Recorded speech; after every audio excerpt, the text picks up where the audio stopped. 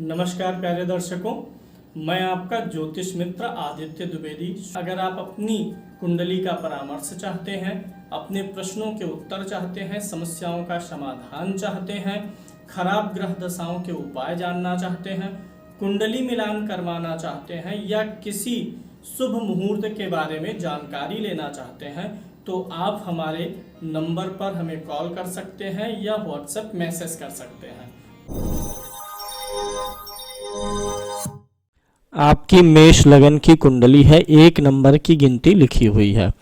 लग्नेश स्वयं छठे भाव में आ गया है और वक्री भी है और शत्रु राशि में है। यह बुध की राशि होती है। शत्रु राशि में लग्नेश छठे भाव में हो तो जीवन में हार्डशिप्स और मुश्किलें तो आती हैं। अब इस मंगल के साथ में शनि भी बैठा है जो दशम और एकादश भाव का स्वामी है। लग्नेश मंगल है और दशमेश शनि है। तो अगर हम लग्नेश और दशमेश के परिप्रेक्ष्य में देखते हैं तो यह युति अच्छी हो जाती है, लेकिन शनि वहीं एकादश भाव का भी स्वामी है, इसलिए यह राजयोग होने से भंग हो गया। दूसरा क्या है कि ये दो के दोनों ग्रह वक्री हो गए। वक्री ग्रह बलवान हो जाते हैं। देखिए, जब भी दो विरोधी ग्रह एक साथ हों, जैसे शुक्र हो, गुरु हो, शनि हो, मंगल हो, सूर्य शनि हो, तो उसमें किसी एक का बलवान होना ही अच्छा होता है और एक कमजोर रहे। लेकिन आपके केस में क्या है, दो के दोनों बलवान है, दोनों वक्री हैं, वक्री ग्रह बलवान हो जाते हैं।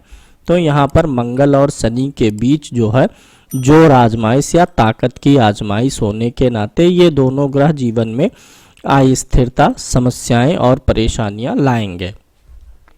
दूसरा, आपका ये जो धन भाव है इसका स्वामी शुक्र है और सप्तम भाव का भी स्वामी शुक्र है।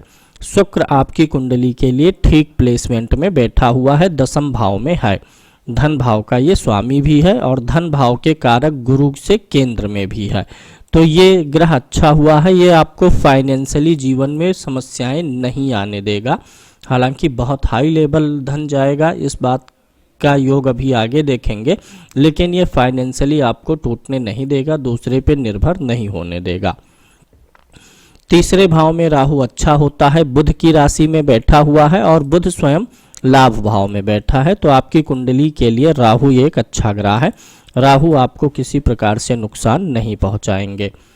चतुर्थ भाव का स्वामी चंद्रमा है, 12 में जाकर के बैठा हुआ है। अगर लग्नेश 12 में जाए या चतुर्थेश 12 में जाए तो व्यक्ति के विदेश का योग बन जाता है, जो कि यहाँ पे बना हुआ है। पंचम भाव का स्वामी सूर्य भी यहीं पर है, तो आपकी संतानें भी बाहर जा सकती हैं, विदेश में रह सकती हैं, ऐसा योग बना हुआ है। अब यहाँ पे जो सूर्य चंद्रमा की युति है ये राजयोग है, क्योंकि इसमें क्या है, चंद्रमा केंद्र का स्वामी है और सूर्य त्रिकोण का स्वामी है। केंद्र और त्रिकोण के स्वामी एक साथ होकर के बैठे हुए हैं। लेकिन इस राजयोग के बल में कमी आएगी, क्योंकि अगर यह राजयोग केंद्र या त्रिकोण में ही बैठा होता, सूर्य और चंद्रमा इसी केंद्र में रहे होते या किसी त्रिकोण में रहे होते, तो यह शुद्ध जो है लक्ष्मी नारायण वाला राजयोग बनता, केंद्र और त्रिकोण की युति का। लेकिन चूंकि 12 में बना है और इसमें चंद्रमा थोड़ा अस्त भी हो जाता है सूर्य के साथ, यह राजयोग तब अच्छा बनता जब दोनों एक दूसरे की राशि में बैठ जाते। तो इस राजयोग का फल है, यह भी धन की मदद करेगा। बहुत उच्च क्वालिटी का राजयोग नहीं कह सकते हैं। हालांकि यह राजयोग आपको विदेश में ही मदद करेगा, इंडिया में स्थिति और भी खराब हो सकती है। बुध आपकी कुंडली में एकादश भाव में बैठा हुआ है। बुध कुंडली में तीसरे और छठे भाव का स्वामी है, एकादश भाव में है। बुध भी आपकी कुंडली में अच्छी स्थिति में है। बुध लेकिन आपकी कुंडली में कारक नहीं है। एकादश भाव में बुध के होने से व्यक्ति के जीवन में निरंतर आमदनी बनी रहती है, इच्छाओं की पूर्ति होती है। शनि के साथ में राशि परिवर्तन में है, बुध शनि की राशि में है, शनि बुध की राशि में है। अब ऐसे में जो ये मंगल और शनि की युति हुई है, इसमें शनि आपका ज़्यादा प्रबल हुआ है। यानी ये जो लग्नेश मंगल है यह शनि के दबाव में है। चूँकि यहाँ पर जो शनि है यह मित्र की राशि में बैठा हुआ है और लगन के लिए ये मित्र भी नहीं है, तो ये शनि ज़्यादा प्रबल होता हुआ नजर आ रहा है। मंगल शनि की युति में अगर मंगल ज़्यादा प्रबल रहता, चूँकि वो लग्नेश था, तो आपके लिए ज़्यादा बेहतर रहता।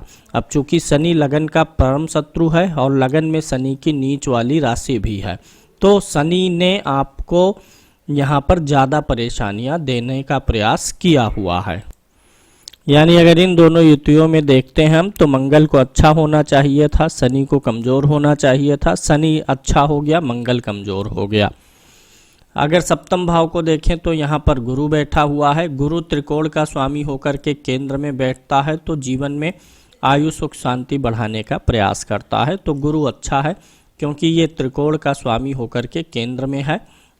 गुरु की मूल त्रिकोण राशि भी यही है, और गुरु यहाँ पर वक्री हुआ है। सप्तम का वक्री गुरु जो होता है, यह थोड़ा सा दाम्पत्य के लिए भी परेशानियाँ लाने का प्रयास करता है।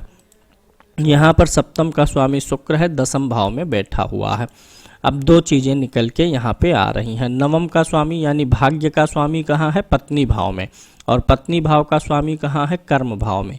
कोई भी कामकाज अगर आप करते हैं, उसमें आप अपनी पत्नी को जोड़ेंगे तो ही आप जीवन में सफल होंगे, क्योंकि आपका जो कर्म में बैठा ग्रह है वह पत्नी भाव का स्वामी ही नहीं है, बल्कि पत्नी का कारक भी होता है शुक्र। दूसरा, भाग्य का स्वामी कहाँ है? पत्नी भाव में है। यानी कि बिना पत्नी का नाम जोड़े, बिना पत्नी को साथ लिए अगर आप जीवन में आगे बढ़ना चाहेंगे, या पत्नी से कष्ट, पत्नी को दुखी करेंगे, परेशान करेंगे, तो आपके भाग्य और कर्म दोनों का जो दीपक है वह जो है टिमटिमा जाएगा, उसमें जो है प्रकाश की लौ कम हो जाएगी। यही मेन चीज़ का अगर आप ख्याल रख के चल लेंगे तो आप जीवन में सफल हो जाएंगे, कि आपको अपने कार्य क्षेत्र में कर्म और भाग्य दोनों को जागृत रखने के लिए पत्नी का साथ बनाए रखने की जरूरत पड़ेगी। नवम भाव में केतु गुरु की राशि में बैठा है, अच्छा फल देता है, थोड़ा आध्यात्मिक रुझान भी देता है और गूढ़ विद्याओं की जानकारी भी देता है।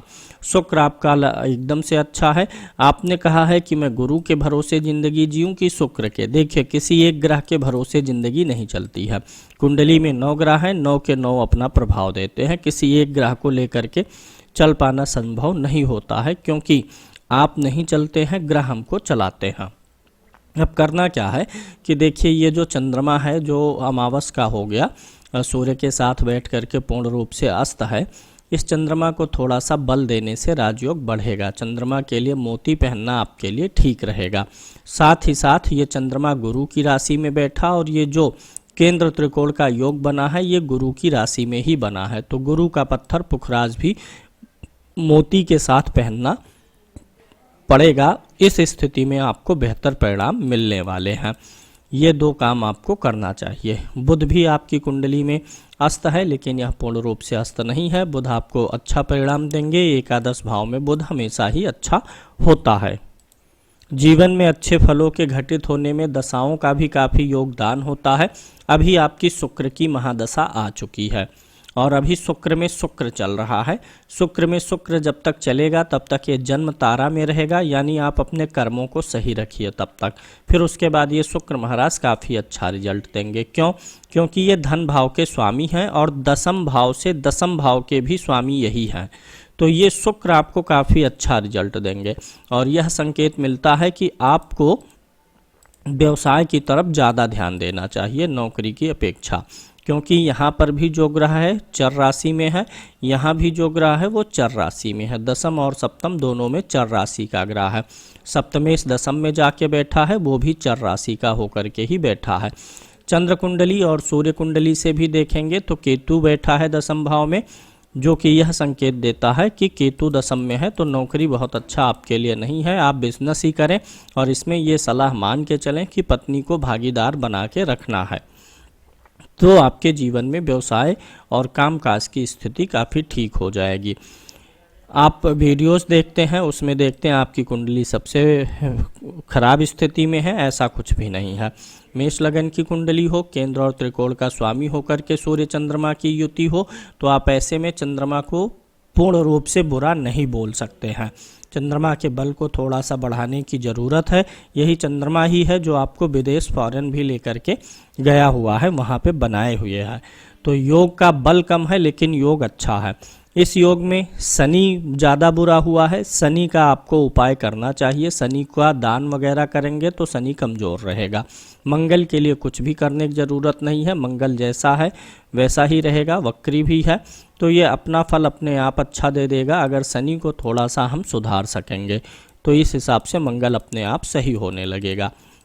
अब हमें यह देखना होगा कि वर्ग कुंडलियों में कोई योग या दोष बार बार रिपीट हुआ होगा तो वही आपके जीवन को सबसे ज़्यादा प्रभावित करेगा। नवमांश कुंडली देखते हैं तो लगन में बुध की राशि है, 12वें भाव में गया है तो पत्नी के भी विदेश जाने का योग यहाँ से बनता है, क्योंकि लग्नेश और चतुर्थेश दोनों 12वें भाव में है। लगन में यहाँ पर मंगल बैठा है, ठीक स्थिति है। गड़बड़ स्थिति क्या है कि सूर्य नीच का है नवमांश में, जो कि लगन कुंडली के पूर्व जन्म के भाग्य का स्वामी भी है, तो आपको माणिक्य भी पहनना होगा। यह नहीं सोचना है कि 12वें भाव में गया है तो कैसा है क्या है। नवमांश में गड़बड़ हुआ है, कारक ग्रह है, तो आपको माणिक्य भी पहनना है। 12वें भाव में चंद्रमा और सूर्य हैं, उनका अशुभ प्रभाव स्टोन पहनने से नहीं मिलेगा अगर आप साथ में गुरु का भी स्टोन डाल देंगे, तो ये चीज़ आपके लिए बहुत ज़रूरी हो जाती है।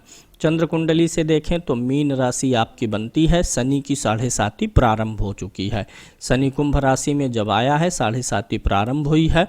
7.5 का के पहले चरण में शनि लगन से लाभ भाव में रहेंगे, चंद्रमा से 12 में रहेंगे। मानसिक रूप से परेशानी ये पैदा करने का प्रयास करेंगे, यानी मानसिक स्थिति को थोड़ा सा आपको दुरुस्त रखने की ज़रूरत रहेगी। इस कुंडली की एक सबसे बड़ी बात मैं आपको बताऊं, देखिए हमारी ये पूरी जो कुंडली होती है इसमें 2 ग्रह प्रकाशक होते हैं। कौन कौन से ग्रह प्रकाशक हैं? चंद्रमा प्रकाशक है और सूर्य प्रकाशक है। ये 2 ग्रह प्रकाशक होते हैं।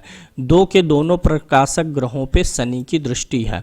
यह आपके जीवन के मेन कष्ट का कारण है, ना कि शनि और मंगल की युति उतनी ज़्यादा आपको प्रभावित कर रही है, ना ही यहाँ पर गुरु का बैठना या अन्य चीज़ें, ना ही शनि का सूर्य के साथ होना। सबसे ज़्यादा जो परेशानी आपके जीवन में पैदा करती है, शनि पूर्ण रूप से अंधकार है, दुख का कारक ग्रह है, वैराग्य का कारक है, और इसकी दृष्टि अगर 2 के दोनों प्रकाशक ग्रहों पे पड़ती है तो व्यक्ति मेंटली और फिजिकली भी पीड़ित होता है। व्यक्ति के जीवन में निराशा वाली घटनाएं अधिक महसूस होती हैं और व्यक्ति के हर क्षेत्र में, वैवाहिक हो, संतान हो, हर चीज़ में व्यक्ति को असंतुष्टि और कष्टों की प्राप्ति होने की संभावनाएं बनी रहती हैं। तो ये शनि का ही मुख्य करना है आपको। शनि का करने से मंगल भी कंफर्ट जोन में आएगा और शनि की दृष्टि से ये दोनों प्रकाशक ग्रह जो पीड़ित हैं ये भी सही होने लगेंगे। अगर नवमांश देखेंगे तो नवमांश में शनि और चंद्रमा दोनों एक साथ ही बैठे हैं। यहाँ पर शनि ने चंद्रमा को ज़्यादा प्रभावित किया, सूर्य यहाँ भी पीड़ित हुआ है। सूर्य और चंद्रमा आपको गलत प्रभाव नहीं दे रहे हैं, बल्कि इनके पास बल की कमी है, ये पीड़ित हुए हैं। जैसे जिस प्रकार से अभिमन्यु जो है गलत प्रभाव नहीं दे रहे थे पांडवों को, बल्कि वो पीड़ित थे और वे कमज़ोर पड़ गए थे, वही स्थिति यहाँ पर है कि सूर्य चंद्रमा अच्छे हैं आपके लिए, बल कि ये कमज़ोर पड़े हुए हैं, इस पे ध्यान देना चाहिए।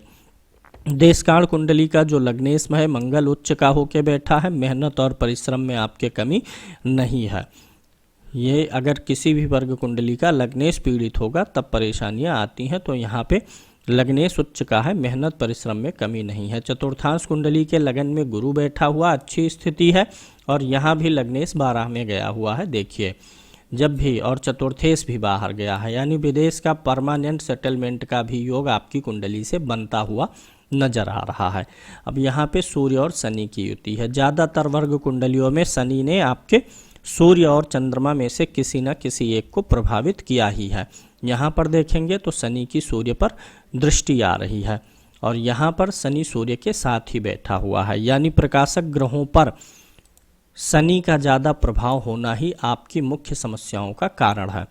इस पंचमांश कुंडली में देखिए लग्नेश अच्छा है, 10वें भाव में है। आपके मेहनत और परिश्रम, अगर लग्नेश 10वें में गया है तो मेहनत और परिश्रम में व्यक्ति की कमी नहीं रहती है, तो वो यहाँ से भी दिख रही है।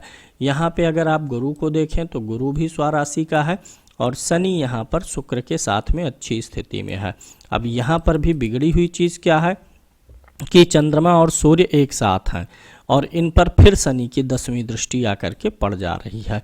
यही चीज़ आपको बार बार मिलेगी हर वर्ग कुंडली में कि सूर्य और चंद्रमा जो प्रकाशक ग्रह हैं, अब आप खुद सोचिए, जो प्रकाश देने वाला है पूरी कुंडली को, हर ग्रहों को, हर भाव को प्रकाशित करते हैं, इनका शनि के प्रभाव में लगन कुंडली में आना 80%, फिर 20% का असर वर्ग कुंडलियों में, तो ये बार बार रिपीट होता रहेगा।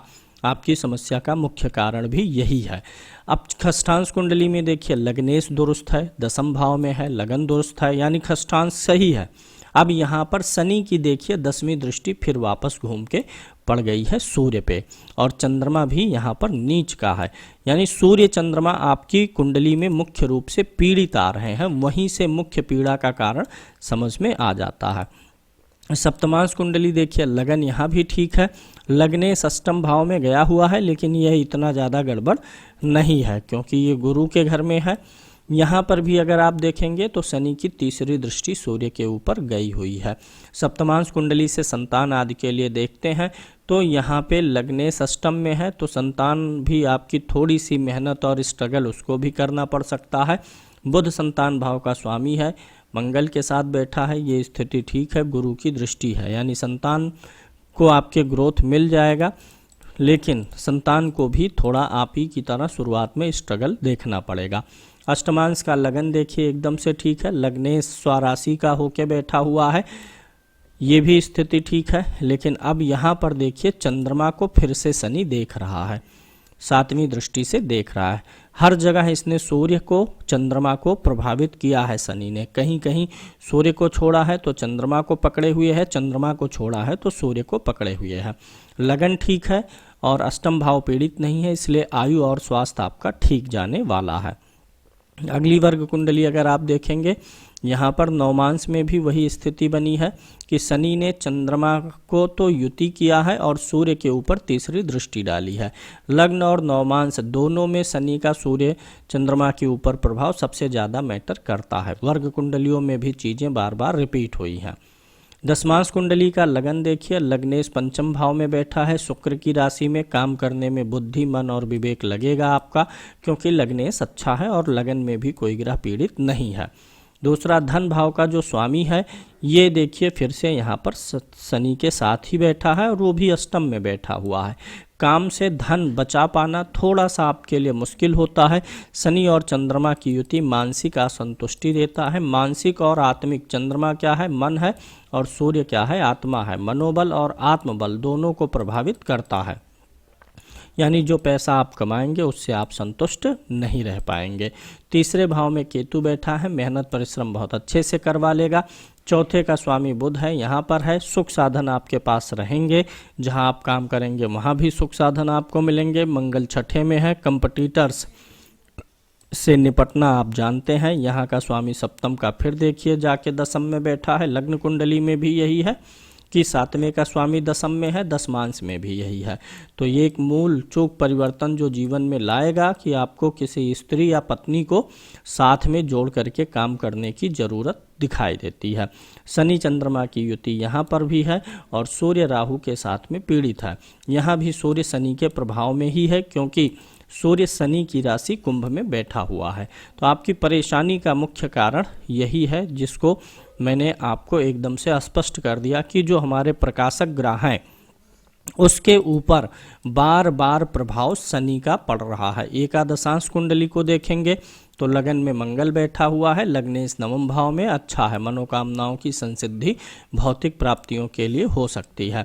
द्वादशांश कुंडली का लग्नेश एकदम से ठीक है, लगन ठीक है, लग्नेश छठे भाव में गया हुआ है। ये थोड़ी सी गड़बड़ स्थिति दिखाई देती है। यहाँ भी देखिए सूर्य शनि के साथ में ही बैठा हुआ है, तो ये पिता से दूरी, पिता से सहयोग में कमी का संकेत भी प्रदान करता है। अगली वर्ग कुंडली आपकी द्वादशांश तक हो गई। षोडशांश को देखते हैं, वाहन आदि के सुख के लिए देखते हैं। लगन एकदम से ठीक है, लग्नेश भी यहाँ पर ठीक स्थिति में है और यहाँ पर चतुर्थ भाव में मंगल बैठा हुआ है, शुक्र की दृष्टि है। वाहन, चार पहिया वाहन का सुख आपके जीवन में बहुत अच्छा रहेगा। विषांश कुंडली से आध्यात्मिक उन्नति देखेंगे। लगन में मंगल और शुक्र बैठे हुए हैं। आपको एक सलाह और दिया जाएगा, अत्यधिक भोग के पीछे मत भागिए। जो मिलेगा जब आप उसमें संतुष्ट होने लगेंगे तो आपकी ग्रोथ ज़्यादा अच्छी रहेगी। जो भी मिल रहा अगर आप उसमें हमेशा असंतुष्ट रहेंगे, परेशान रहेंगे, तो यह आपके लिए उचित नहीं है। मंगल और शुक्र की युति कह रही है कि भोगवाद को छोड़ करके संतुष्टवाद की तरफ बढ़ेंगे तो आप अच्छा ग्रोथ कर ले जाएंगे। एक बार पुनः आपकी लगन कुंडली पे चलते हैं और आपको यहाँ से देखिए लगन कुंडली में क्या है कि ये जो सूर्य और चंद्रमा बैठे हुए हैं ये मोक्ष त्रिकोण होता है।